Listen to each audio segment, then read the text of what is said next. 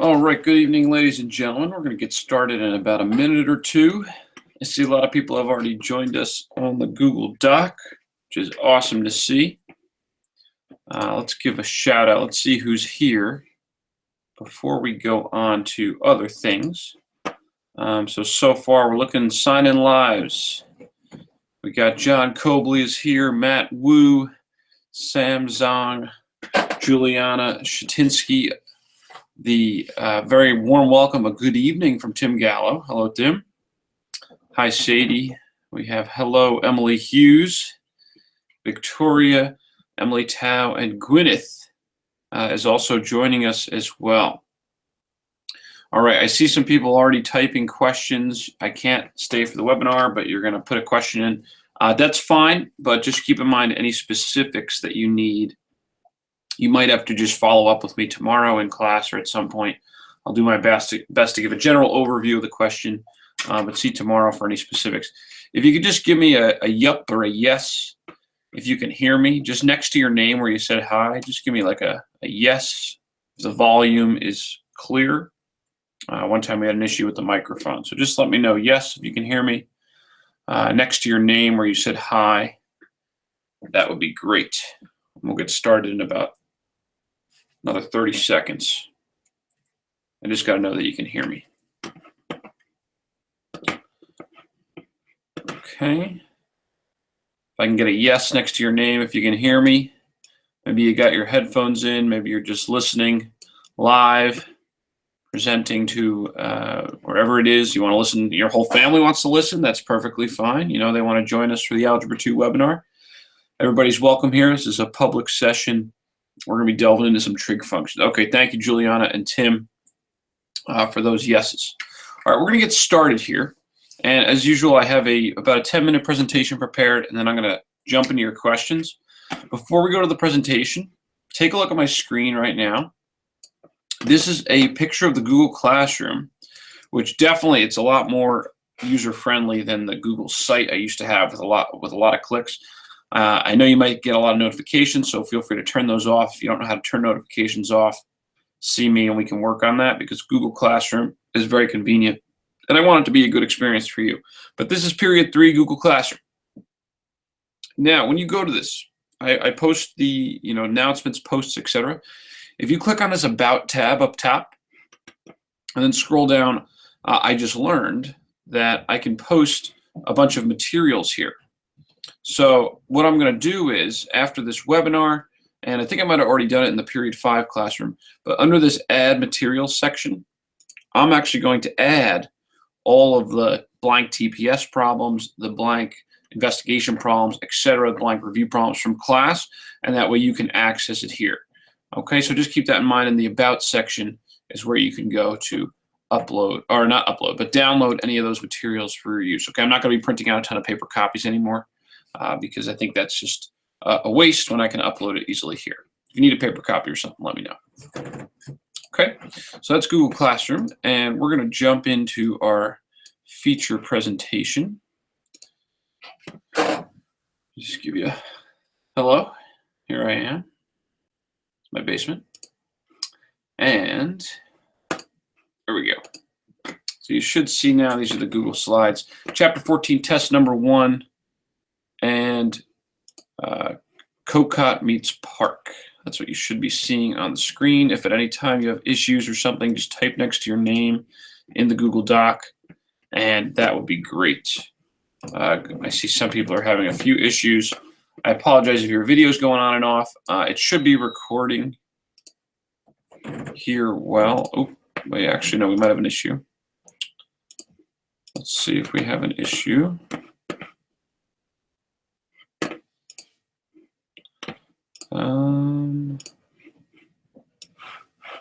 Okay, I think we do. I think we're good. Let's see. Okay, here I am. I want to make sure you can see this. Okay, just give me another yes if you can see the presentation. Give me like a yes presentation in the doc. Sorry for the delay. Gwen, I saw your comment. The video turned off. I think I pressed the wrong button. Just say yes if you can see the front page of the presentation. Chapter 14, test, CoCut meets Park. Yeah, yes if you can see that. Okay, yes. Okay, thank you, Tim. Yes, yes. All right, here we go. CoCut meets Park. Obviously, it's going to incorporate some tough problems from CoCut tests, Park tests, and also Mr. Drose's own spin. Here it is, the format and the outline. So you got 40 minutes. It's going to be 5 questions, no calculator. These 4 bullet points here, or numbered points, are basically the outline of the test.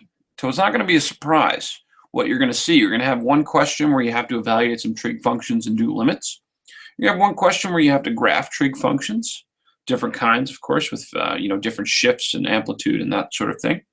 And then you'll have to write trig functions based on a picture, as well as handle some word problems with trig functions. And that could be modeling, and I'll talk more about that. First up with limits. For those of you who were not in class on Friday, I did give a brief, 5 to 7 minute recap of limits, but you can get that from a friend. You can also see me about it. But the basics are the limit is a y value. The limit of a function is a y value that a graph approaches as x goes towards a number from the right or left or goes towards infinity. So your answer to a limit is a y value that a graph is approaching as x goes towards something. So that really breaks it down to 3 choices. Either it's approaching a definite y value, which we would call a constant, okay, a constant number like 0 or -1, or it's not approaching a definite y value. And if it's not approaching a definite y value, that's when we say the limit does not exist. Okay, what we saw though is new is it could not exist because it's not going towards any number, but it is going towards, up and up and up, like positive infinity, for example, in the tangent function. Or it could be going towards negative infinity, but the other type of not existing, as we saw, is, for example, y equals sine x. If you have a function that just is a wave function and goes up and down, then you don't have a limit either, because as you go towards infinity, it's just going back and forth, but it's never heading towards one number. And that word approaches, we've talked about that before, but that is a specific mathematical connotation that means gets closer and closer to. So it has to keep getting closer to the same number, closer and closer and closer and closer. And if that doesn't happen, then it doesn't exist. Okay, you can review those on your exit slip as well. Next up, just trig function terminology in general. First, you got to know your, quick shout out. Trevor is here, folks. If you did not see this already, Trevor is here and he's in good condition. Okay. Next up, back to the trig functions. We have an amplitude formula. You should know that. The period formulas. Don't be tricked here. You got different formulas for sine and cosine versus tangent and cotangent. Granted, sine, cosine, and tangent are the only 3 you absolutely have to know. Cotangent would maybe be a bonus question, or cosecant or something like that. But there are different period formulas. Right now, tell yourself, do you know the period formulas? Think about that. What's the formula for the period of a sine function if you're looking at a function? Okay, it's all in your notes. Vertical shift, does it go up and down? Horizontal shift, another word for that is a phase shift. You might see that terminology if you've been looking through the textbook. And you also got to know your parent functions. Very, very crucial. Here they are. Can you tell me which is which? Okay, can you tell me which is which? Okay, let's put you guys on the spot here. Next to your name, can you tell me which parent function is in the bottom right? What is that? What is that in the bottom right? Do we have any answer here? Are you with me? Is anyone listening live? Perhaps we have some delay issues. Yes, yeah, go for it, Matt. I think you had it. What's in the bottom right there of that slide?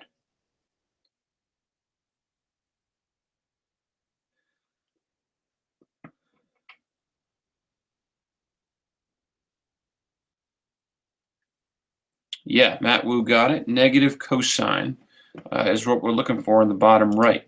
What's in the bottom left? Okay, do you know your different shapes there? What's in the bottom left?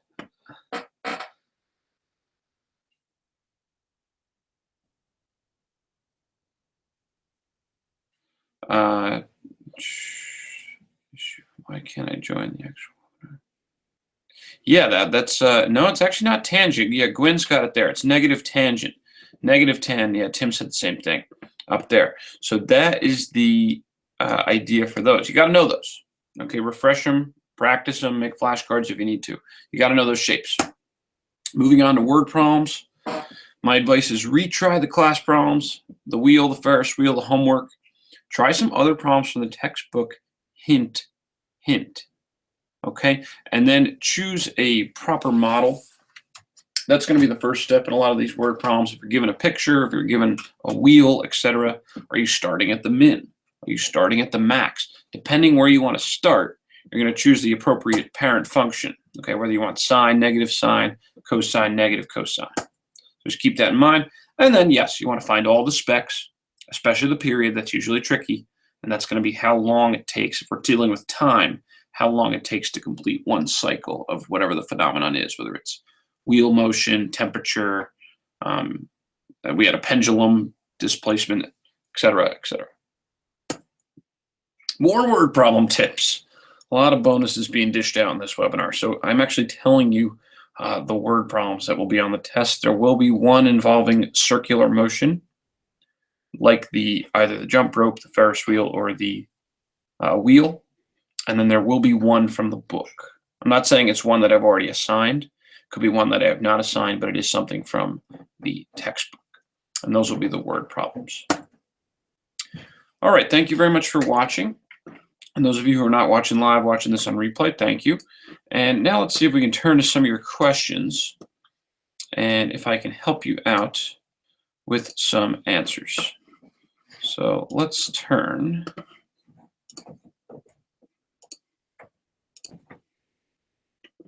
to some of your questions. Oh, there I am, up close and personal. Let's look at the entire screen. Let's minimize that. Okay, so I got a few tabs open with some material. What I do need is the class materials in case people had specific questions. And yeah, here they are. So I did post them to period 5. I did not post them to period 3 yet. I will do that right after this webinar. Let's see what kind of questions we have. David Tran has joined us, folks. We are in the Q&A portion of the webinar, and we have David Tran. Thank goodness is all I can say about that. David, perhaps later on you can tell us where E came from.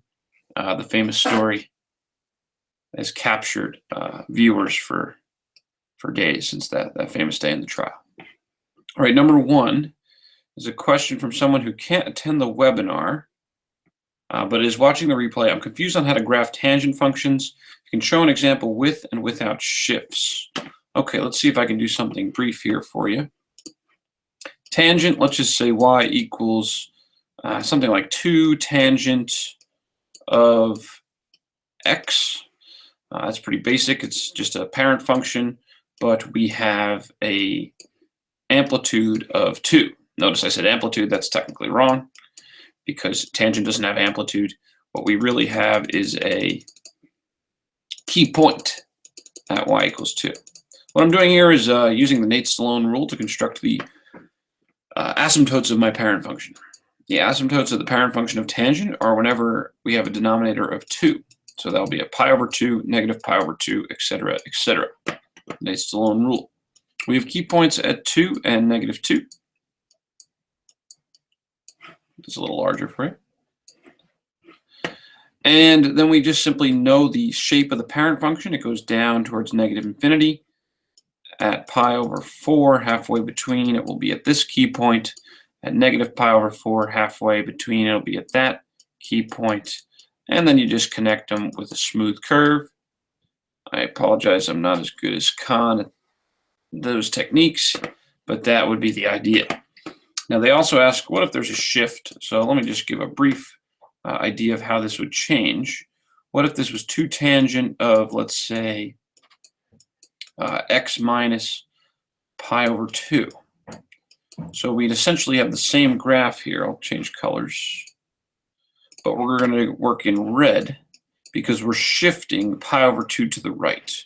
So that negative pi over 2, that means we shift pi over 2 to the right. So instead of having an asymptote at pi over 2, negative pi over 2, our asymptote is going to be right here at 0. And then also at pi. Okay, sorry, I made this graph a little bit more narrow, but here's my center point. Here are my key points. I'm just giving you the rough around the edges, and the tangent shape is the same. If they ask for 2 periods, we could repeat the shape like such. If they ask for 3, etc., you can do that. But that's an idea of the tangent function. So let's go back to your questions here. I'm just going to put answer. I also cannot attend the webinar. But I forgot to tell you, put names next to your questions. Always a lot more fun.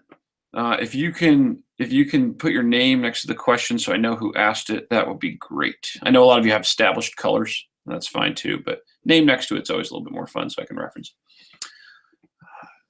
Oh my gosh, someone wants to go over the Ferris wheel problem and how to find each variable, and they're not here. And they want us to sit through that. Well, let me see if I can at least sketch you a background. I don't think I'll do the whole thing, but let's see if we can sketch part of it. The Ferris wheel. Did I upload it? Okay, well, this is a good learning experience because I don't think I did upload the Ferris wheel. Let's check one more time.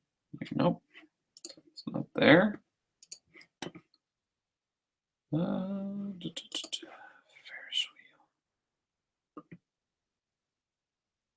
wheel. Okay, so I'm going to go back to this later in the webinar. Deferred till slightly later, but because I have to share it from my other computer, and that's going to take a few minutes to get that over. So let me see if you will all permit me. Oh, wait a minute. Oh, you know what? I can post it from period 3. Come on. If I can connect to the internet from my other computer, then we can do this. Let me just try this one more time. Let's see if it went through. So period 3. I just attempt to post your. Yeah, here they are. Okay, we're in business. Ferris wheel problems under applied word problems. And here we are. Ferris wheel. I want to be able to write on this. That's not the Ferris wheel. Here's the Ferris wheel. So we're going to have to, let's just read it briefly. And you know what, I think I could do this side by side. Where's our sketch pad? Over here. Let's erase. Let's just delete it all. Sorry. Horribly inefficient. Apologize for the delay. Okay, David Tran, maybe you can entertain us a little bit more. Sorry about that.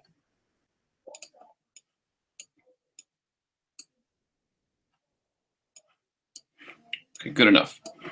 Okay, well, the person, wheel is radius 25, operates 2 revolutions per minute. So basically, when you're sketching this picture, you have a wheel. It's 5 feet off the ground. It has a radius of 25. That means another 25 feet for the radius, and that will be a total of 50 feet for the wheel, which will give you a maximum height of 55 feet. Okay, that's how you get the total height. When you translate this to, and the person starts at 44 feet, we said assume on the downslope, so that's t equals 0, 44. T is the 0, the height is 44 feet. If they were at the max, they would be here. Let's just assume they're starting here. So when we go to graph our cosine wave, okay, we decided to use a cosine wave because the max height is 55, but we know at time equals 0, they're only at 44. I know I'm being very rough here. I got to get some axes on these labeled. And we know they're starting here at 44. I'll just say 0, 44. And the minimum height would be 5 feet. Okay, and then we're going to have oscillation from the max to the min, something like that shape. Okay, it's going to describe this because you're going to go around the Ferris wheel this way. You're going to go down to the min, back up to the max. Okay, so the question is, what kind of shape is this. Building the pieces of the function, we have cosine that I'm going to use because it goes down and up like this. Other things, we have amplitude. Amplitude is half of the max minus the min. 1/2 of 55 minus 5 is 1/2 of 50, which is 25. Vertical shift is simply the shift of the midline. So what is halfway between 55 and 5? And that's going to be 30. So the vertical shift is 30. And then next up we have the period to deal with. And for this we use the information that there are 2 revolutions per minute. 2 revolutions per minute. So that means how long does it take to make 1 revolution? And that's going to be 1 revolution in 0.5 minutes or 30 seconds. Okay, we can use that information and the formula 2 pi over absolute value of b equals 0.5 to solve for our b. If you do that, you get b equals 4 pi. So we've pretty much built the entire model here, except for the horizontal shift, which we will require David Tran's method. So let's just see where we are so far. Amplitude is 25. We have cosine shape. We have b is 4 pi. We have x minus blank. We don't know that horizontal shift yet. Oh, you know what? I'll just put minus h here. And then we have plus 30 for the vertical shift. Now here's where the Tran method comes into play, because the toughest part about this problem is how do you solve for the horizontal shift? And that's where you have to use your initial value, use this ordered pair as a test case, and plug in 0, 44. Oh, some people might bug me because this is supposed to be an h, and this is supposed to be a t. Sorry about that.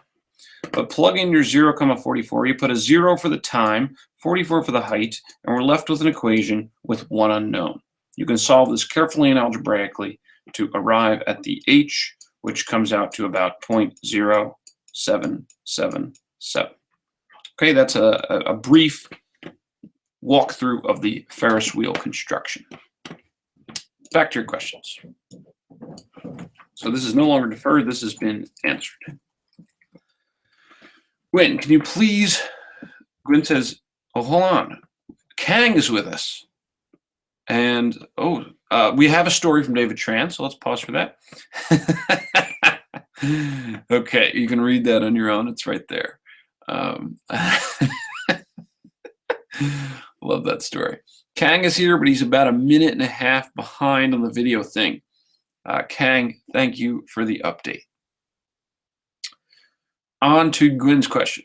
Please go over how to get the period and b when looking at a graph of a trig function, and then writing an equation based off the graph, as well as finding the period and b in a word problem. Well, Gwyn, I just gave an example of a word problem, but let's talk about one where you get a picture of a graph. There's a couple of these on the exit slip, and you want to talk about how to find the period. So let's make this nice and large. Also, can you see my whole screen? Is everybody with me here? Okay, I hope you can see the whole screen. I gotta double check. Some things have been a little quirky tonight. Also, don't write your questions in black. If you could change those colors, I'll answer them more swiftly. Okay, Gwyn, here's a basic idea. And for those of you who have the same question, can I zoom in here? Let's look at number 1 here. I'm looking at a graph. How do I know what the period is? The period is the x distance that it takes for one cycle to be completed. So if I'm looking at a cosine wave, it goes down and up. How far do I go left to right as I go down and up? Well, if I go 16 pi to go down and up twice, that means I go 8 pi to go down and up once. So once I have that 8 pi, what I would do to find the b, because the 8 pi represents our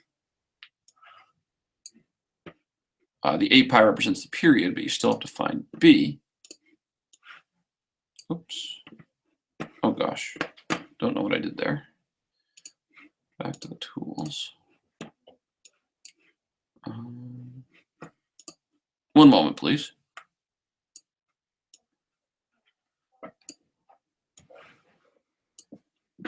Delete. Aha! I have done it. I want to retrieve that. Okay. So Gwen, we have also if somebody has a better app or something to draw on, it'll be a little easier in the sketchpad. I can work with it, but as you can see, it's not the best. But Gwen, once we have that 8 pi, we do the formula 2 pi over b and just set that equal to the period. So if this is 8 pi, we set it like that. And then you don't really need the absolute value bars here when you're solving because it doesn't matter if b is positive or negative. So we can change that to just b. And then you can just solve this like a proportion, however you like. B would come out to, in this case, let's see, it would be 1/4. Okay, so that would be your B value in this example, and therefore our answer would be letter D. Okay, that's an example there. Let's look at a tougher case though. Tougher case would be something like 2. Just looking at this graph here, how do I find the period? And oh, sorry, this isn't the TPS. This is the exit slip. Oh, it's okay. But this is the, you know what, actually, no, I probably shouldn't do that. Let's go back to looking for TPS. I wanted, yeah, that one's the same on the TPS anyway. I wanted, okay, one like this. So another one, to find this period, I would say, well, let's look from the max to the min here is half of a cycle. As you go down and then back up, that would be 1 full cycle. So if I know a half a cycle is negative pi over 8 to pi over 8, that's going to be 1/4 pi. If that's half a cycle, you multiply it by 2. 1/4 pi times 2 will give you 1/2 pi. And so that would be our full cycle here. Our period value would be 1/2 pi. And then we would simply go back to our formula, 2 pi over, you can use absolute value, but you don't need to here. B equals 1/2 pi. And then you simply solve that. And in this case, you would get B equals 4. Okay, and then that would become your B value. I hope that helps, Gwen. If it does not, you can follow up with another question below. I'm going to mark this one as answered. Can you go over how to figure out the horizontal and vertical shift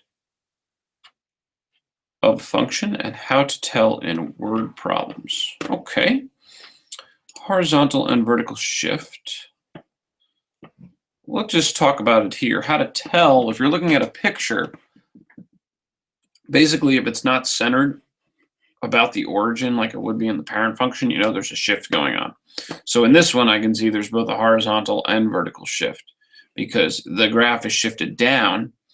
There's not half above and below. The midline is lower. And there's also a horizontal shift because the max is a little bit to the left of 0 and the min is over here and the midline is halfway in between, somewhere down here. And so since there's no clear point touching the y-axis as far as min, max, or midline, none of those clearly touch the y-axis, then we do have a horizontal and a vertical shift. So how do you find out what those are? Let's talk vertical shift in this example first. And this is a tough one. So if you can do this one, then you are good to go for the rest. So this is a good example to use. I think I got the hang of this now. So we're talking vertical shift here. Vertical shift is where does the midline go? So the midline is halfway between the max and the min. So if the max is at 1 and the min's at -3, the midline is going to be right at -1. So if the midline is going to be at -1, or y equals -1 is the technical equation of the midline, that's also going to be your vertical shift. So I would say my vertical shift in this question would be down 1. Okay, it's just where does the midline go? And the midline can be determined by halfway between the max and the min. That's the vertical shift. Horizontal shift is definitely a little bit tricky. For that, you're going to have to figure out what is the period, and then you'll be able to calculate a starting point based off of that. So in this case, I'm going to use the idea that I just told Gwen in the last problem to figure out the period. We're going to do 2 times half of a cycle. So if half of a cycle is from pi over 3 to 5 pi over 6, that's half of a cycle. We're going to do 2 times that to get the period. Now, 1/3 to 5/6, that's actually a measure of pi over 2. You can double check those fractions if you don't agree. But yeah, from 1/3 to 5/6, that's going to be a half pi. Will be that distance there. So if I do 2 times that half cycle, I'll get pi as the full period. Okay. Once I know pi is the full period, I want to establish a starting point. And then I can say, okay, there's my horizontal shift. So let's just say the top of this, what looks like a cosine wave, is our starting point. I want to find where this top point is. Well, I'm going to have to shift, or I'm going to have to go back 1 period from this point here. In other words, I'll have to look at that x value, 5 pi over 6, and I'll have to subtract or go to the left, pi. And if I do that, I'll find where my new starting point is. Pi is the same as 6 pi over 6, so that's going to put me at negative pi over 6. So once I know that this is my starting x-coordinate, when I go to write my equation, it's going to be, let's just say y equals, we have a amplitude is 2. We're using cosine. We found our b, let's say, is 2. Period is pi. And then here's where the horizontal shift is put in. If it's pi over 6 to the left, this is left, you have to add in the parentheses because the general form is minus h. So if you want to do an h that is negative, you actually have to make a plus sign in the parentheses because minus and negative is the same as adding. So we change that to plus pi over 6. If it was to the right, then we would do minus pi over 6. And then we insert our vertical shift at the end. We just take that number, and that would be minus 1. Okay, Emily, so that's the basics of actually a trickier example, how we would build that function. So I hope that was useful. Let's mark that one as answered. We're moving along. Let's see if we have any more, anyone join us. Okay, Kang is on time. Anyone who is concerned, we have Kang on time, and we are looking good.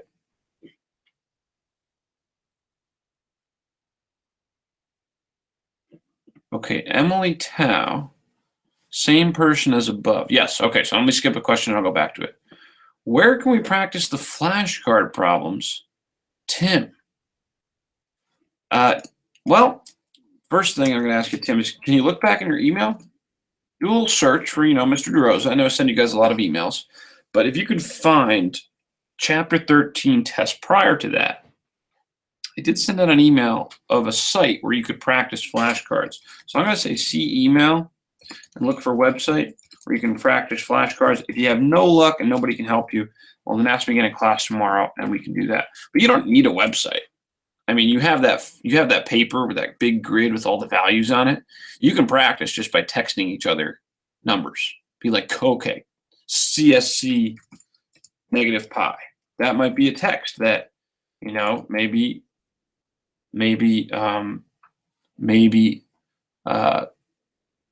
Trevor is going to text Tim tonight, what is the cosecant of negative pi? And then Tim has to respond. And then Tim will send back to Trevor, okay, what's the tangent of 3 pi over 4? So these are easy to practice, but my advice is look for the email. Before, when we were identifying good question, Victoria. We were identifying the different parent functions. Wasn't the one at the bottom right positive cosine, not negative cosine? Good question, Victoria. Go back to it.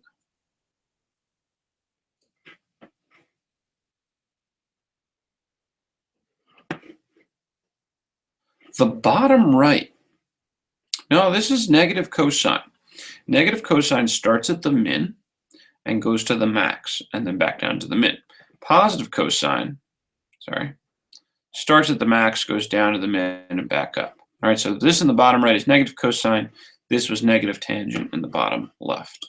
So it actually was correct. Let's say correct was correct in the webinar.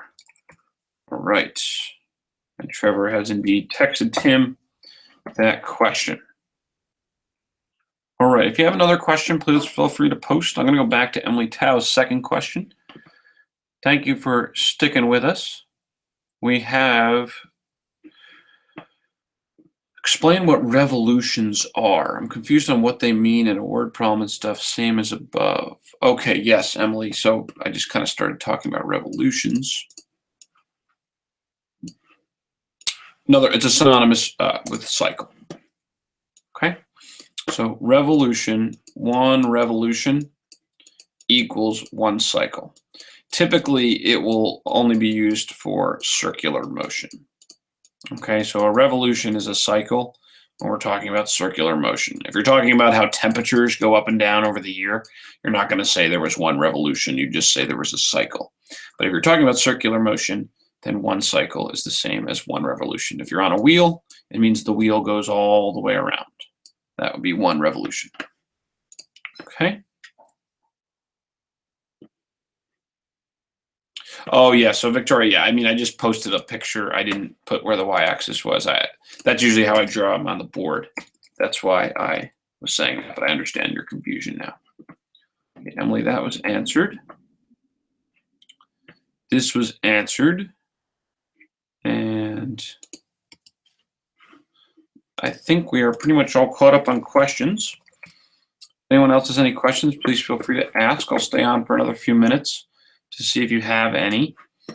Just so you know what's upcoming tomorrow, I did print out a few more questions that we will go practice in class. There's a word problem, and there is, let's see, some evaluation, and I put one more on there.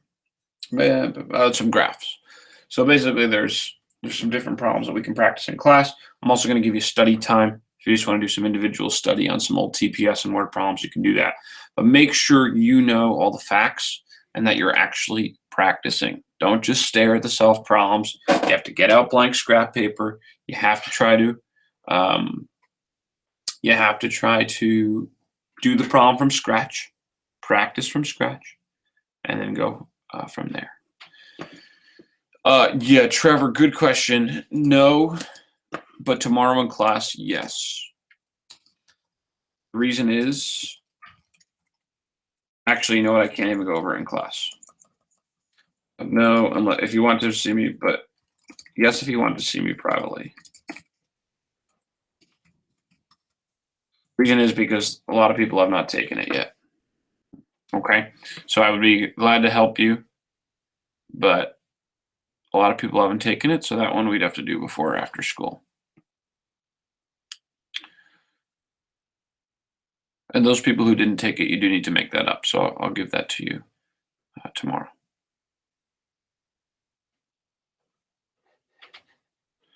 Any other questions?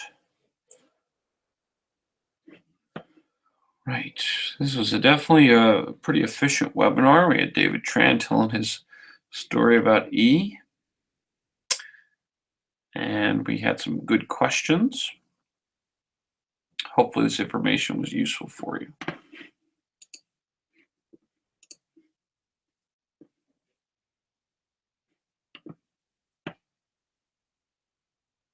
Okay, so it looks like we have one more question coming in. Again, check out the class materials. They should be posted on your Google Classroom if you need to review anything.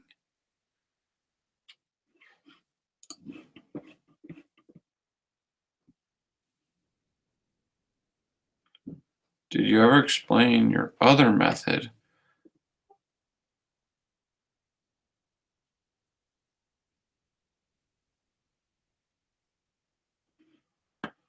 Emily, I'm not sure what you mean by the other method. We did do it in class, but I think we all use the same method. If you're talking about the Ferris wheel, then David Tran's method is the best. I did not show my other method for the Ferris wheel, but it's more complicated. I can show you if you like, but I don't want to confuse anyone, and David's method is perfectly useful.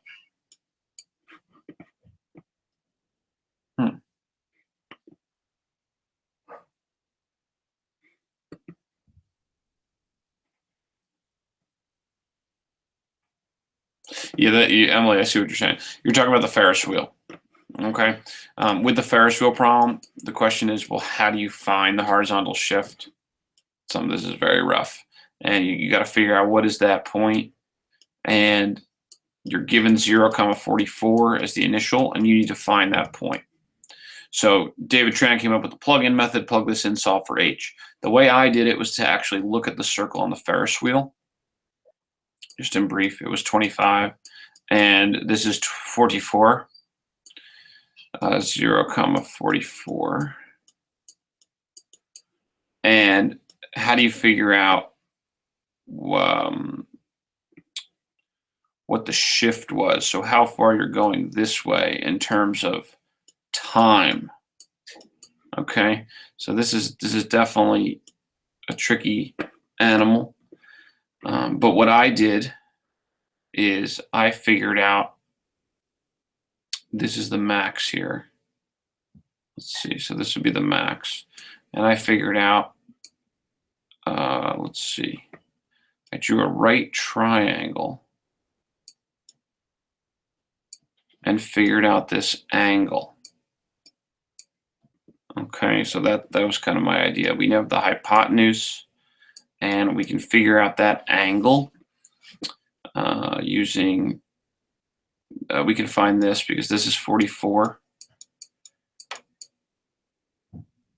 Or sorry, that's not 44, but the total height is 44, the top is 55. So we can find this. If this is 25, then this is 11, this is 14. So we can find this angle, and then we can figure out, okay, what portion of the circle did we go through? Like how much of a full revolution took place? And then we'd find what fraction of a full revolution, and then we can multiply that by the time.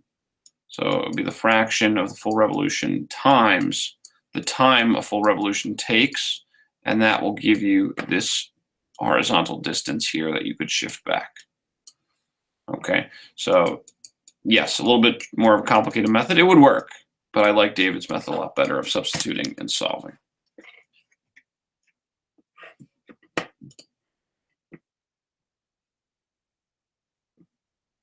Okay, that's okay. You can watch the replay.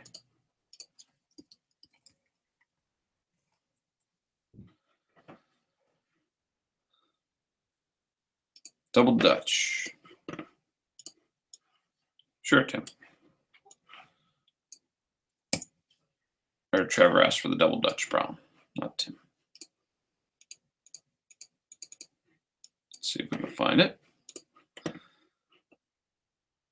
Double Dutch.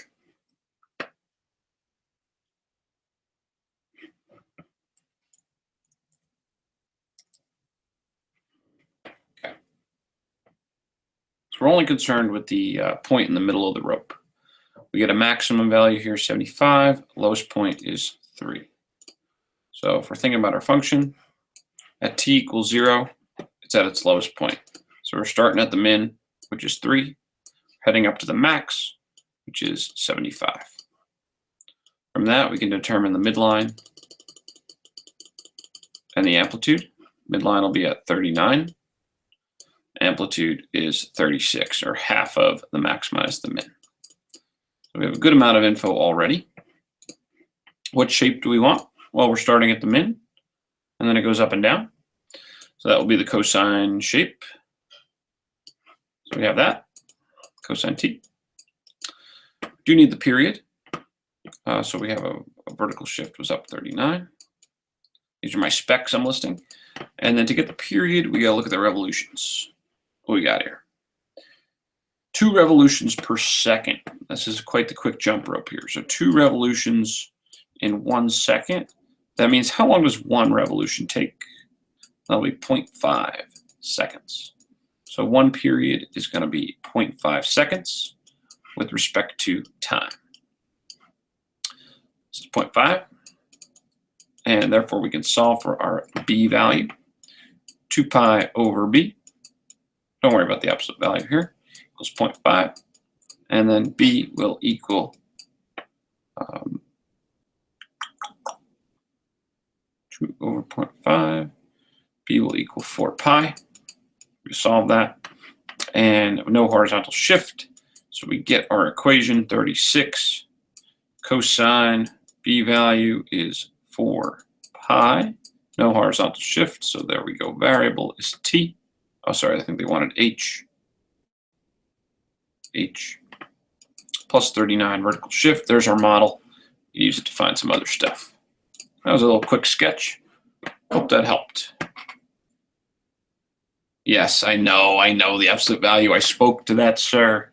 When we're solving, you don't need it because it doesn't matter if it's negative or positive. But thank you for going for the board point. And thank you all for watching. Hope you found this helpful, and I will email out the Google Doc as well as the replay. We'll take questions tomorrow too in class. Okay. We're going to shut this down. And thanks for watching.